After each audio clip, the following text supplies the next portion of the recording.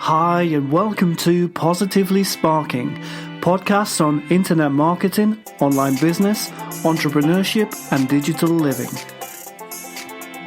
Today I'm with Neil Henry, Director at Positive Sparks, and we're going to discuss some up-and-coming trends that you can take advantage of with online advertising.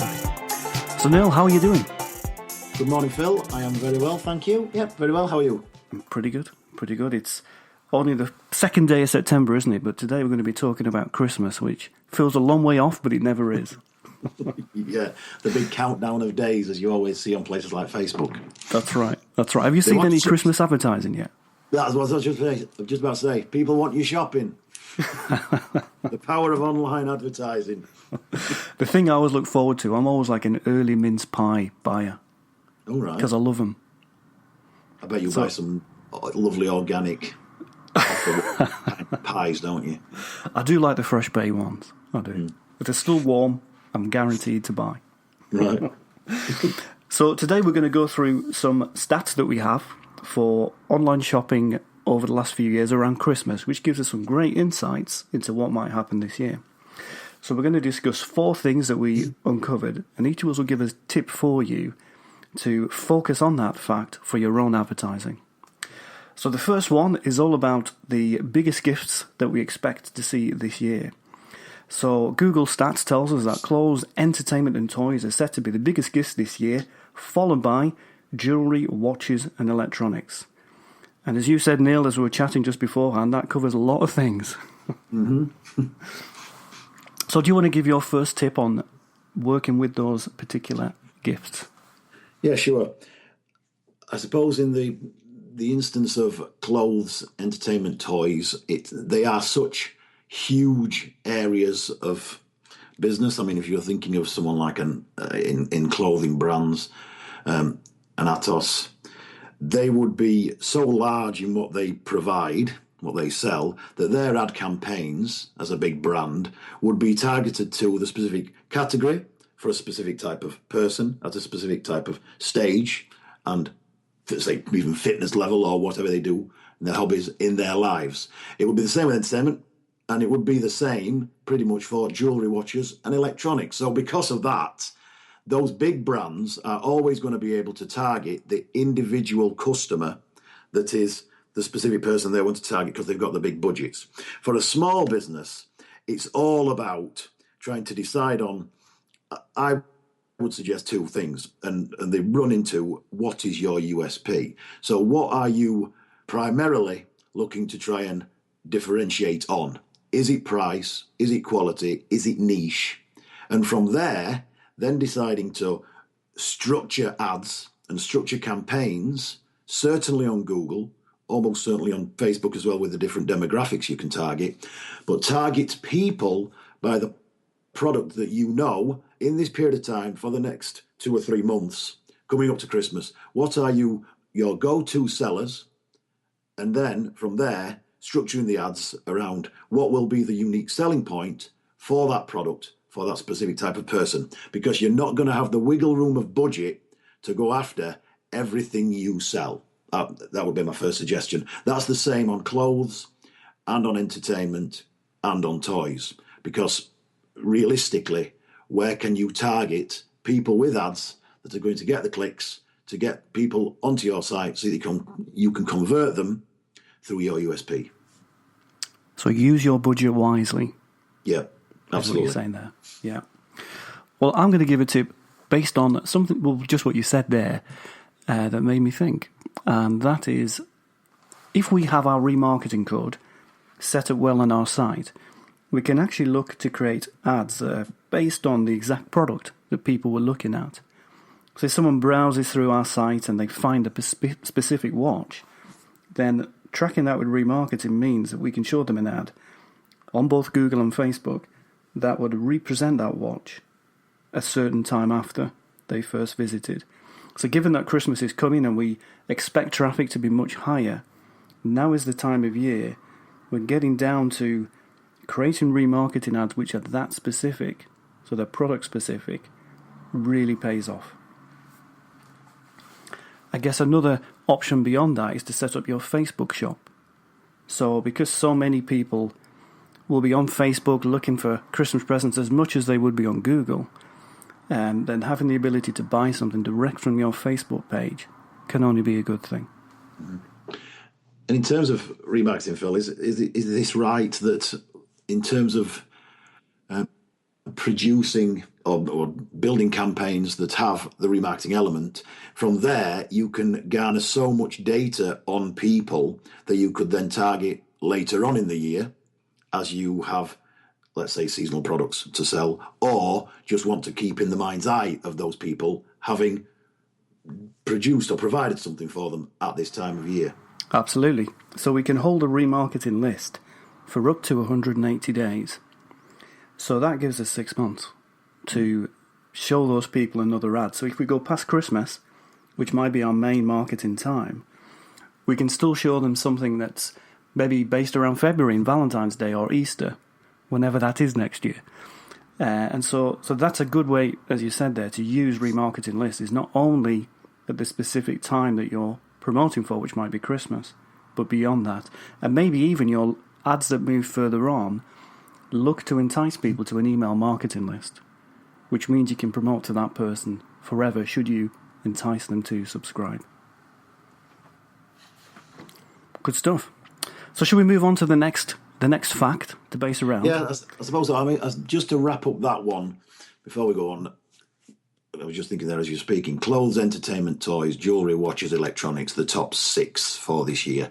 They are going to probably be the same fluid mix every year on year of biggest sellers, I would have thought, certainly on Google ad campaigns for people wanting to buy products. Because of that, it is all about, it doesn't really matter what the category of product is. It is all about making sure that you look at what your budget is, ensuring that those ads are built the right way for that product. And then, as you say, building the right structure of remarketing around them so that they can keep working for you time and again. And I think that's a crucial element of any ad campaigns. It isn't just a 3-month cycle now and at Christmas or just before Christmas and just after Christmas, end of. Keep that flowing, because the remarketing element of it is hugely impactful on your marketing going into 2017. Absolutely. So Christmas lets us collect lots of data, which isn't only for Christmas, just like a dog. Yeah? Yep. So the next point that we thought was quite a good one to focus on was the rise of wearable tech. So wearable tech is becoming a huge new category of online shopping online. So Neil, what have you got to say about wearable tech? Have you got any wearable tech? I have a Fitbit. Oh, there we go. I'm looking at getting a new one. Doesn't do everything I want. Yes, in terms of wearable tech, huge new category, as you say. I know back from the days of working alongside Oracle and then doing content with TomTom that this has been something in the machinations of these kind of big companies for a long time.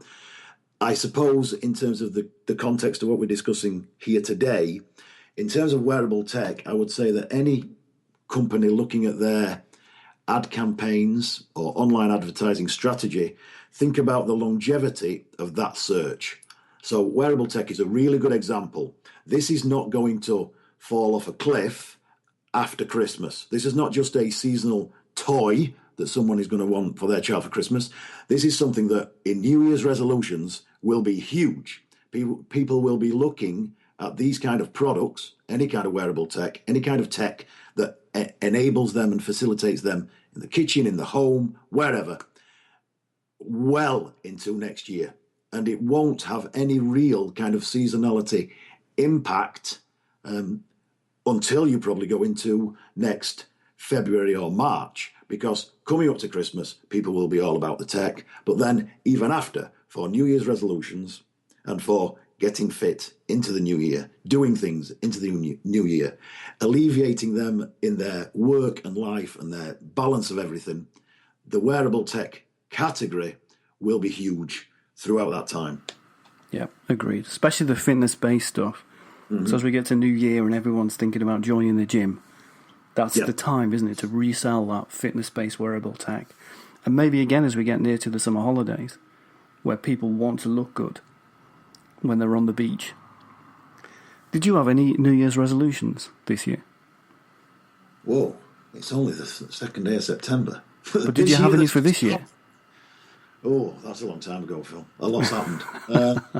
You've forgotten them. You know what? I must admit, I don't, because I never feel, maybe this is just the psychology of me, but I don't feel it's important to have resolutions, because if I'm going to do something, and I certainly have enough willpower, I'll do it any time of year. If I did smoke, drink heavily, get fat, I would feel I have enough willpower to go and eliminate that any time of year that I felt it was important to do. Every day's a resolution for Neil. Yeah, I don't need January to kickstart my life. I feel I've got enough about me to go and make it happen when I know it should happen, and that might be in April. That's good. That's good. It is. I get quite nostalgic. I'm more a nostalgia person at New Year than a resolution person. So Right. I'm like looking back on the across the year behind, and I've played the same song. So when we get to midnight, I play this same song every year, which helps me recap on the 12 months before. And I've been doing that for ages. Probably heard that song for the first time when I was 17. Long time ago. The power of being emotive, I suppose. This is such a far cry from the discussion we're having here on online advertising, which is quite a formulaic, get your structure right in terms of what your business should be doing on the web. And then we're talking about, I don't have New Year's resolutions because it's all about the psychology of a person. And you listen to a song for nostalgia purposes to get you in the mood and to also look back and reminisce. Absolutely. Fascinating. I'll bring us back to the discussion. So, Yeah. wearable tech. What could work pretty well there? Well, one idea would be Facebook advertising. There's lots of great demographics, and one of them is that you can target early tech adapters. So that to me would be a great way of targeting people who might buy, say for example, a fitness-based piece of wearable tech, someone who's into running or into fitness and is also an early tech adapter. Great target. So going back to emotive things, our next point to go over is the fact that romantic gifts have been on the rise for Christmas since 2014. So we're getting more romantic at Christmas time. So what does that make you think, Neil? Well, that's another one, the same as, in a way, completely opposite scales of the spectrum, wearable tech, in that we are buying gifts around Christmas time, and these are obviously for loved ones, various kinds. The products that we are looking at there give us huge marketing potential coming up to those other times just after Christmas, when we're thinking of Valentine's. And then if we even go a little bit further into Easter, I know that's a hugely popular time for romantic gifts as well, the remarketing and the marketing data that you can find from any kind of ad campaign and any kind of remarketing pixels you have on your site and your pages, I think as a tip, it would be hugely advantageous to look at, again, the USP of your product, and then to promote the structure of your ad campaigns around that USP so that you can get significant data to your site, great traffic for those romantic gifts, those romantic pages, and then you can rebrand, repackage, remarket those to people throughout the year as you have other products that are seasonally going to spike because of the romantic nature of people around certain periods of time. So February, April, those are the kinds of times you're really going to hit hard again on those kind of products. So once again, it's an opportunity to collect that customer data around Christmas and reuse it across the many Valentine's Day, Easter, as you said, the many points in the year where we might be looking for another gift. Sounds good. Yeah. Mine's actually related to the last one too, because just as we could target early tech adapters on Facebook ads, we can also target people who are in new relationships or are engaged